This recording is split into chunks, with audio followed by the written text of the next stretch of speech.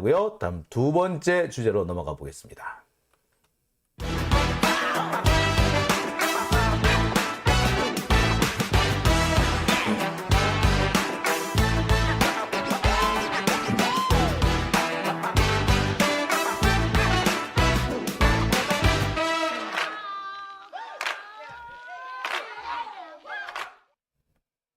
자, 두 번째 주제는요. 최근 검찰이 새로 발표한 신작 소설 대북송금에 대해서 얘기를 좀 해볼까 합니다.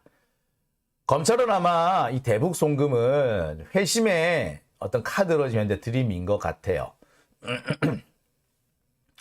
어떻게 보자면 이 대북송금만큼은요. 증거 확보가 수월할 수 있습니다. 사실 북한으로 간 내용을 어떻게 우리가 확보할 수 있느냐라는 생각도 드시죠. 하지만 북한으로 들어간 자료이기 때문에 애시당초 확보하기 어렵다. 따라서 그냥 엇비슷한 증거만 있으면 그냥 법원이 인정해주는 사례가 너무 많았습니다. 유성시 간첩 사건 같은 경우에 그때 국정원에서 이 중국 공안의 서류를 위조까지 했잖아요. 근데 우리가 직접 가서 확인할 도리가 없으니 그게 사실인 줄 알았고 법원에서 증거로 채택까지 됐어요. 그런데 나중에 우리 이 변호사들이 여기 직접 중국에 가서 서류를 떼보니까 서식도 다르고 전혀 엉뚱한 문서가 나온 겁니다. 그래서 위조라는 것이 드러났거든요.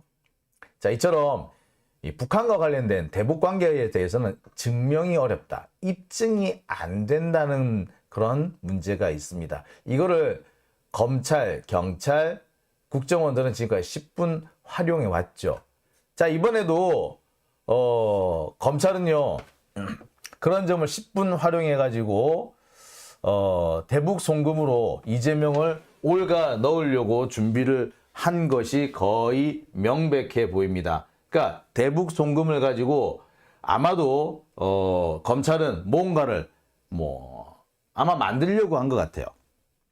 하지만 검찰이 이번에 새로 꺼내 들은 이 대북 송금 소설은 사실상 실패한 소설, 망한 소설이 될 가능성이 매우 높아졌습니다. 왜? 결정적인 알리바이가 나와버렸기 때문입니다. 알리바이가 뭐다? 현장 부재 증명이라고 그러죠. 범죄가 벌어지고 있는 그 현장에 나는 없었다. 나하고는 상관없는 일이야. 그 일이 무슨 일이든. 이게 알리바이라고 우리가 보통 알고 있죠. 바로 그런 대북 송금이 됐든 말았든 그거는 이재명하고 아무 관련이 없는 거야 라고 하는 결정적인 알리바이가 나왔습니다. 뭐냐고요? 자, 조선일보 엊그저께 신문입니다.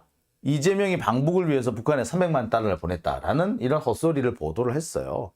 자, 그런데 내용들이 뭐다? 진술한 것으로 전해졌다, 진술했다고 한다. 카더라 통신인 거죠. 카더라를 가지고 이렇게 대문짝만하게 일면 톱 기사를 썼어요. 이게 기사인지 뭔지 모르겠습니다. 조선일보는 툭하면 지금 개딸들이 어쩌고 진영 언론이 어쩌고 하는데 진영 언론의 대표가 지들 아닌가? 솔직히 이렇게 카더라라는 말만 가지고 기사를 쓴다면 이거야말로 언론의 기본적인 기능이라든지 기본적으로 지켜야 할 금도를 지키지 않은 거 아닌가요? 자, 어쨌거나 이렇게 조선일보를 비롯한 적폐들은 이재명을 대북 송금으로 올가매기 위해서 별짓을 지금 다 하고 있습니다. JTBC까지 여기 등장을 했어요. 자, 그래서 북한에 송금을 했는데 이재명의 대선을 염두에 두고 송금을 했다는 둥. 그 다음에 2019년에 북한에 이혼한 만난 뒤에 이재명 방북 위해서 300만 달러를 송금했다. 2019년 대북 송금 관련 진술. 이딴 보도를 마구 내고 있습니다. 이거야말로 피의사실 공표죄죠. 피의사는 이제 지금 보면은 김성태는 감옥에 있습니다. 감옥에 있는 김성태의 진술이 이렇게 널리 퍼진다? 이거야말로 피의사실 공표죠. 검사 지들은 또 안 했다고 땡깡 쓸 거야. 웃기지 말라 그래. 정황이 있는데 무슨 소리야. 한동훈은 그럴 겁니다. 증거 대라. 니들은 증거 가지고 있니? 못돼 처먹은 놈. 한동훈은 딱 그런 놈이에요. 지는 증거 없이 마구 날뛰면서 지가 잘못한 게 지적되면은 증거 대라. 지는 핸드폰 비번도 안 까는 주제에 남 보고 수사에 협조해라. 못돼 처먹은 놈. 아유 진짜. 자 어쨌거나 이렇게 언론 보도가 쏟아지고 있습니다. 그래서 뭐 300만 달러를 보냈다. 800만 달러를 보냈다. 대선을 염두에 둔 거다. 별 희한한 얘기가 다 나옵니다. 자, 그러면서 또 그런 얘기도 나오죠. 이재명은 나 김성태 모른다. 김성태도 이재명 나 잘 모른다. 라고 했는데 갑자기 그것을 뒤집겠다라면서 이재명이 상을 당했을 때 김성태가 자기 비서를 보내서 조문을 하고 김성태가 상을 당했을 때 이재명이 측근을 보내서 조문을 했다. 교차 조문을 했다. 라고 얘기를 하는데 자, 그래서 이재명이 갔다고? 아니면 김성태가 왔다고? 아니죠. 안 갔어, 두 사람 다. 그런데 측근이 갔다고 해서 두 사람이 서로 교차 조문을 했다. 교차 대리 조문을 했다는 거야. 이 무슨 말 같지도 않은 소리야. 그 조문을 한 거는 또 뭐미, 그 조문을 했다는 게 그게 또 뭐며, 그리고 조문, 솔직히 말해서 우리 일로 만난 사이는 잘 몰라도 그냥 조문하러 가지 않습니까? 아, 내가 거래처야. 거래처 사람이라는 거, 그리고 그 사람하고 잘 몰라. 그런데 거래처라는 것만 알아. 그럼 어떻게 해야 돼? 예, 잘 몰라도 그냥 조문 가는 경우 뭐 숱하게 많지 않습니까? 예, 쌍방울 그룹의 회장이라는 자리도 그런 자리고요. 경기도지사는 더더욱이나 그렇습니다. 자기가 잘 몰라도 우리 회사와 일을 같이 하는 곳, 우리 도청과 일을 같이 하는 곳이라면 그래 거기서 무슨 상을 당했으면 나 잘 몰라도 가기도 하는 거 아닙니까? 원래 그런 거예요. 근데 조문을 갔다는 거 가지고 두 사람이 서로 안다라고 말하는 것도 좀 웃기고 직접 간 게 아니잖아. 또 다른 사람이 갔잖아. 직원이 갔잖아. 직원들이. 근데 그걸 왜 교차 조문이라 그러죠? 근데 말도 안 되는 지금 억지 소설들이 지금 난무하고 있는 겁니다. 지금 보도를 보면요. 마치 이재명이 송금한 게 확실시 되는 것처럼 이렇게 주장을 해. 액수도 말입니다. 김성태는 5억 보냈다 그러죠. 이게 한 40만 달러 정도 됩니다. 그런데 갑자기 액수가 20배가 튀었어. 800만 달러래 갑자기. 그럼 100억 가까이 되거든? 뭐 하자는 거죠 이게? 자, 지금 검찰이 김성태를 감옥에 쳐놓고 자기들이 원하는 대로 진술을 짜 맞추고 있는 거죠. 자, 점점 웃기는 거는 쌍방울이 이재명 대통령을 만들기 위해서 방북기획을 했다. 이 부분입니다. 정말 말도 안 되는 얘기죠. 2019년이에요. 2019년. 이때 이재명은 전체 대선 주자들 중에 4위였습니다. 1위 황교안이었어요. 2위 이낙연이었어요. 그러니까 민주진보진영 중에서는 이낙연이 1등. 2위? 솔직히 말해서 2위 누군 것 같아? 그러니까 전체 3등 민주진보진영 2위. 누구? 이재명? 아니요. 유시민. 3위? 이재명. 그러니까 전체 4등. 그러니까 황교안, 이낙연, 유시민, 이재명 이렇게 나와요. 황교안이 거의 25, 6% 나오고 이낙연이 한 7, 8% 나오고 유시민이 12 나오고 이재명이 6 나와요. 그리고 이재명을 바짝 뒤쫓고 있는 사람이 누구? 박원순 5. 네. 당시로는 이재명은 그렇게 눈에 띄는 대선 주자가 아니었습니다. 그리고 이재명 당시 경기도지사는 2019년 때까지만 해도 대선에 도전할 그럴 의사가 없었어요. 2018년 지방선거에서 너무 힘들어가지고 야 내가 한 텀은 쉬어야겠다. 그래서 내가 경기도지사를 잘 해가지고 대선에 도전할 수 있는 발판을 만들어야겠다. 그러면은 대선까지는 내가 해야 될 것 같아. 라고 다 얘기를 하고 있었어요. 그렇게 다 측근들은 다 그렇게 알고 있었어. 그리고 그 정도는요. 당시 기자들도 다 아는 내용이었어. 이재명이 2022년 대선에는 안 나갈 것 같아. 한 텀 쉬고 나갈 거야. 그렇대. 다들 그렇게 알고 있었어. 그리고 실제로 지지율도 그렇게 높지 않았고. 근데 이재명 대통령 만들기 위해서 이거 준비를 했다고? 얘도 올빠져. 그래서 얘도 올빠진 놈이지, 그러면. 응?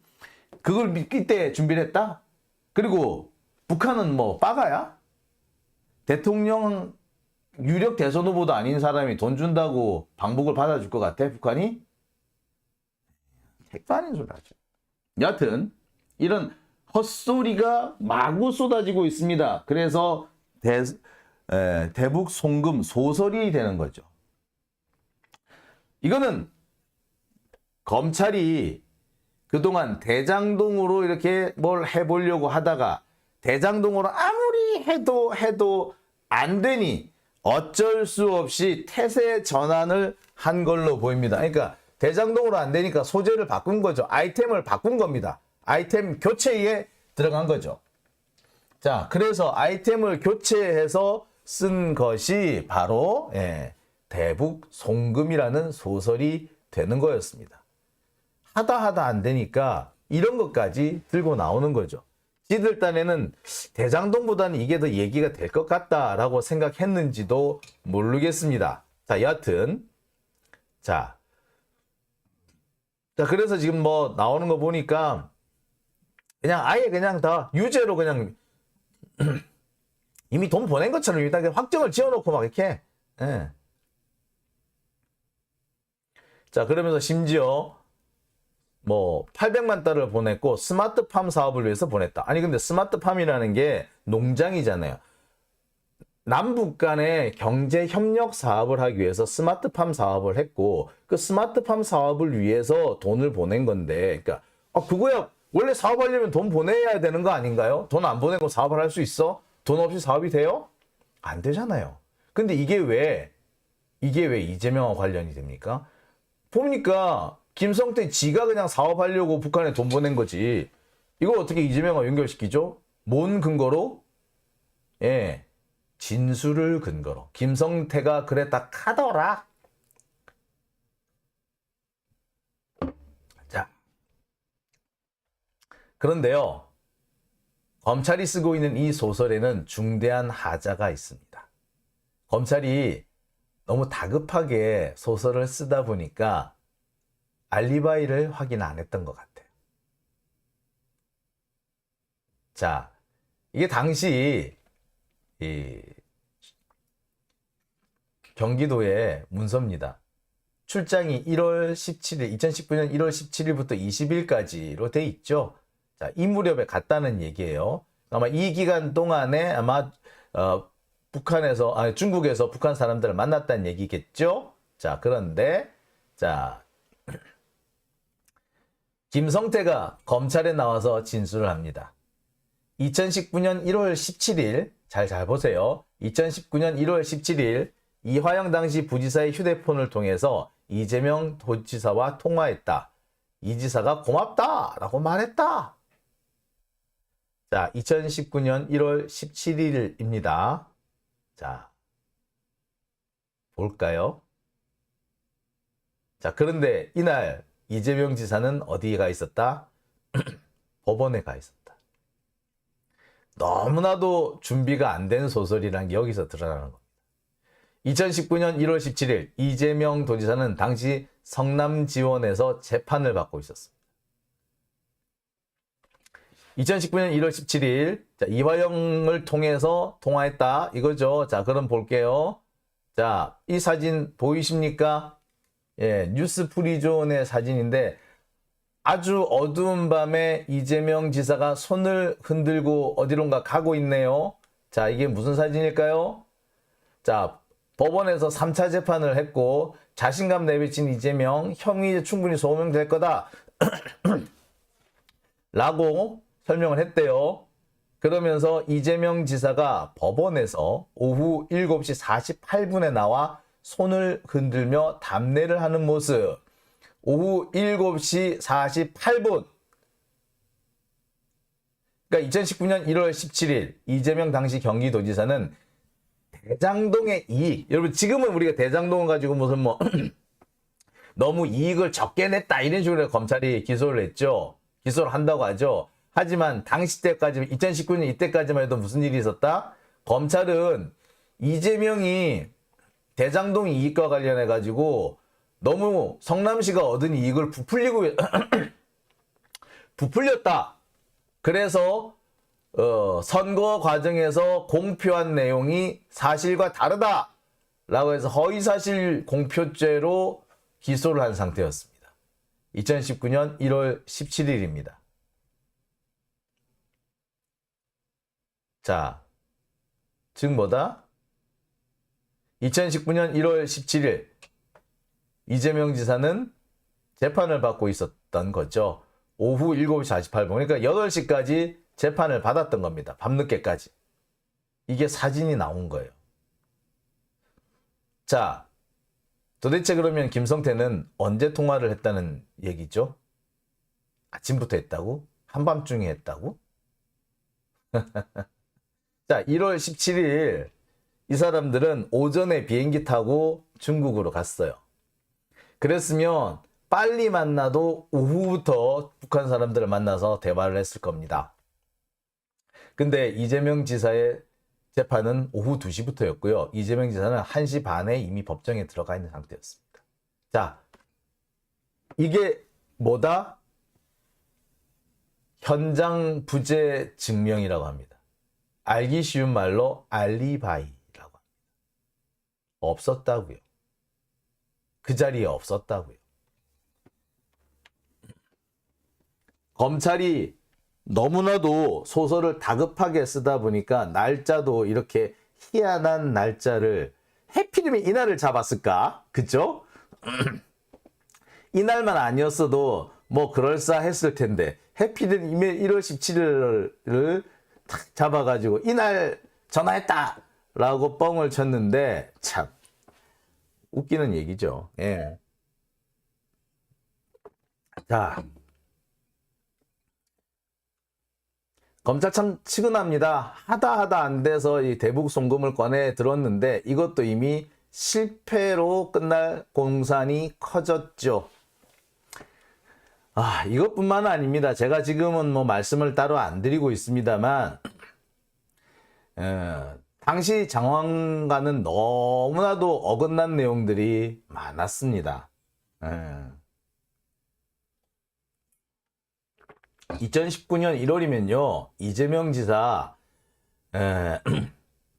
2018년 그 지방선거의 후유증을 아직 다 마무리 짓지 못했을 때입니다. 도지사가 된 지 한 6개월 정도 남짓된 상태였고요. 계속해서 여기저기서 시비를 거는 바람에 되게 힘들어하고 있을 때입니다. 그리고 2018년 그 지방선거 경기도지사가 되는 과정에서 뭐 형수 문제도 나오고 뭐 그 친형 문제도 나오고 온갖 문제들이 다 나왔잖아요. 김부선도 등장하고 막. 그래서 이재명 지사가 그때 어떻게 했느냐? 아이고, 내가 이래가지고 다음 대선에 나갈 수 있겠냐? 다음 대선은 한 텀 쉬고 내가 그 다음 차기가 아니라 차차기 정도를 내가 한번 노려봐야겠다. 대신에 나는 그동안에 뭘 한다? 경기도지사를 재선을 한번 해가지고 좀 이렇게 성과를 좀 내야겠다. 이러고 있을 때예요. 근데 무슨 대북 송금이야. 무슨 얼빠진 소리를 해. 그리고요. 대북 송금을 한다고 해가지고 그게 왜 뭐 잘못됐어요? 남북 경제 협력을 할 거 아닙니까? 남북 경제 협력을 할 거면 당연히 돈이 가야지. 북한에 돈 갔다고 해서 그게 문제가 되나요? 경제 협력 사업을 위해서 돈이 간 거면 투자를 한 거잖아요. 투자. 대북 투자한 거 아닙니까? 이걸 왜 송금이라고 그래? 예? 그러니까 얘네들 눈에는 뭐밖에 안 보인다고. 맨날 지들이 하는 게 뇌물을 송금해 주거나 주가 조작을 하거나 그러니까 남들도 다 그러는 줄 아는 거 아니야. 예? 검찰이 평소 어떻게 사는지 이것만으로도 충분히 알 수 있는 거죠. 자, 댓글 한번 읽어볼까요? 자, 댓글. 네. 초록 여수님, 이미 여론의 흐름은 대북 송금은 소설이라는 분위기. 네. 은희사랑님, 난방비나 해결해라. 추워서 못 살겠다. 자, 김수진님, 검찰이 하도 후비고 후벼서 오히려 이재명을 살리고 있다. 그것도 맞는 것 같아요.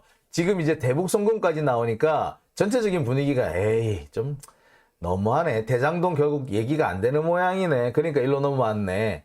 라고 생각하는 것 같아요. 처음에 성남FC 하다가 맨 처음에 법카 하다가 그 다음에 성남FC 하다가 결국에 다시 그 다음에 대장동 하다가 다시 대북 송금으로 넘어왔죠. 그러니까 이게 안 되는구나. 안 되고 수사가 안 되니까 자꾸 지금 뭔가 하나 꼬투리를 잡으려고 전화를 치는구나. 라는 것들이 이제 한 번, 두 번 아니고 세 번째, 네 번째가 되면은 한 번, 두 번까지는 그런가 하다가 세 번, 네 번이 되면 에이 아니 아닌 것 같네라고 사람들이 알게 되죠. 지금 벌써 그 단계에 오기 시작한 겁니다. 윤레이첼님, 털어서 먼지조차 안 나온 이재명 대표님 존경합니다. 꿈님, 이젠 무슨 꼬투리라도 잡으려고 혈안이 됐네요. 예, 그렇습니다. YMK님, 이제 검새들 얘기는 믿고 걸을 만큼 신뢰도가 바닥이에요. 예, 그렇죠. 근데 아직 이 검찰 기자단은 검사들 얘기로 기사 쓰기 바쁩니다. 검찰 기자들이 왜 그러냐고요? 지들도 권력 잡은 줄 알아. 단 한 번도 검찰 출입 기자가 무슨 권력을 가진 적 없거든요. 지가 권력을 가진 적 없어. 하지만 검사라는 막강한 권력을 가진 자 옆에 있으니까 그리고 그 사람들한테 우쭈쭈쭈 이렇게 대우를 받으니까 지들도 권력을 가진 걸로 착각을 하게 됩니다. 그러면서 마치 자신도 기득권자인 것처럼 행세를 하게 되는 거지요. 자, 꿈 깨야 되는데 애들이 아직 멍청해서 그래요. 자, 두 번째 주제는 여기까지 하고요. 그러면 세 번째 주제로 넘어가 보겠습니다.